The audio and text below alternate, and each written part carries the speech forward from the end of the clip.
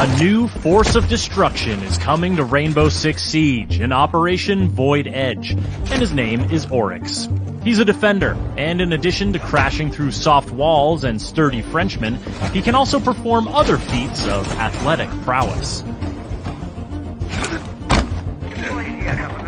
Then there's the new attacker, Yana. Don't be alarmed if you shoot her and she disappears. That's just her hologram that looks, moves, and sounds exactly like her. Okay, maybe that's a little alarming. Here's the rundown on the new operators and their gadgets, and a look at what they can do on the newly renovated Oregon map. Let's start with the new Jordanian defender, Oryx, because of the smashing. This is powered by his Rima Dash ability, a quick sprint that lets him move faster than any other operator. With it, he can knock attackers to the ground, including Montaigne and other shield bearers. He can also smash through barricades and unreinforced walls. Keep in mind that while barricades are a breeze, he does take some damage when crashing through a wall, so don't get too smash happy without a friendly dock nearby unless you want to end up losing a 1v1 to wood paneling. Oryx's dash runs on charges. He can use them rapidly to dash a few times in a row, but they take time to replenish, and they reset to 0 when you bust through a wall. Gridlock's track stingers and Nomad's air jabs can interrupt his dash, and it takes a moment for him to get his gun back up after dashing. Plus, Oryx's footsteps aren't exactly subtle when he dashes. His ability is more about speed and strength. And he's got one more trick up his complete lack of sleeves. Oryx can jump up and grab open hatches, then either peek at his surroundings and drop down, or pull himself up through the hatch to the floor above. He can't do it on roof hatches, and you'll have to break open the hatch first. So choosing his Spas 12 primary over his MP5, or his Bailiff sidearm over his USP 40 isn't a bad idea. But his climbing ability is independent of his Rima dash charges, so you can use these two skills in tandem.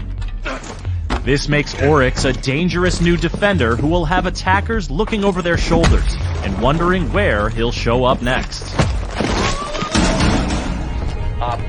Operation Void Edge is also bringing the attackers their own deceptive new threat, even though it's something that can't hurt the defenders at all.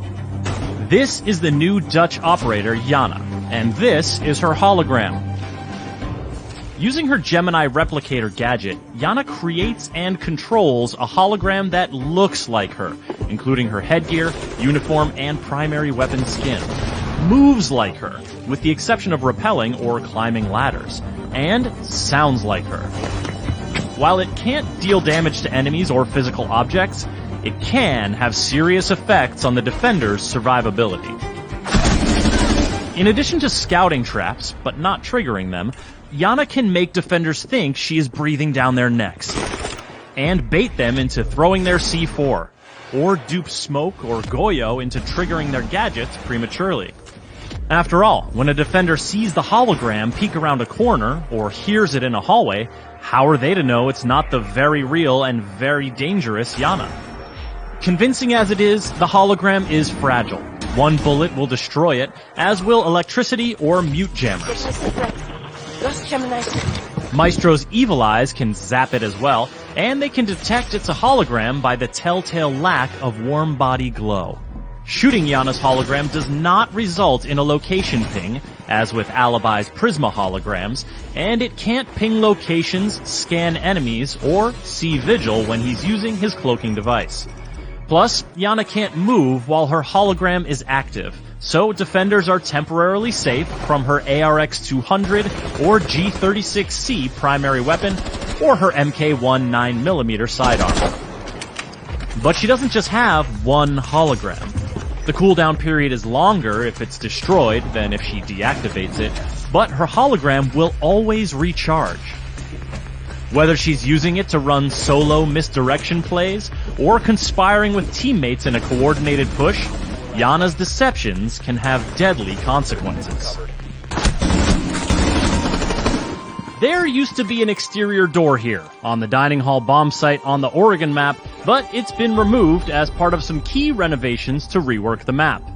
The nearby small office tower has been expanded on both levels, giving defenders more room to work with when keeping attackers at bay.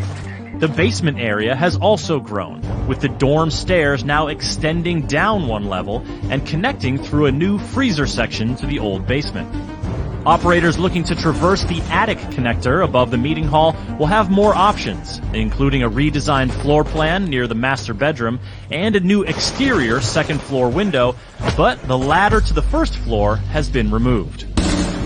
You'll also find a new hallway connecting the big tower directly to the kitchen, allowing you to bypass the meeting room entirely. Operation Void Edge is also bringing some impactful gameplay updates that you'll want to know about. Changes to barricade damage will make breaking boards more consistent and less obstructive. Attacker drones will now spawn on the same side of the building as the attacker's first spawn location choice.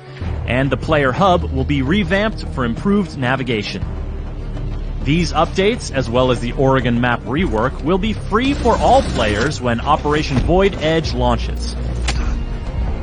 The new operators, Oryx and Yana, will be available at launch for Year 5 pass owners, and everyone else can unlock them a week later using Renown or R6 credits. For more on Rainbow Six Siege, subscribe to our YouTube channel and visit us at news.ubisoft.com. Spotted. Fired 10 rounds. Friendly's victorious. Hostiles eliminated.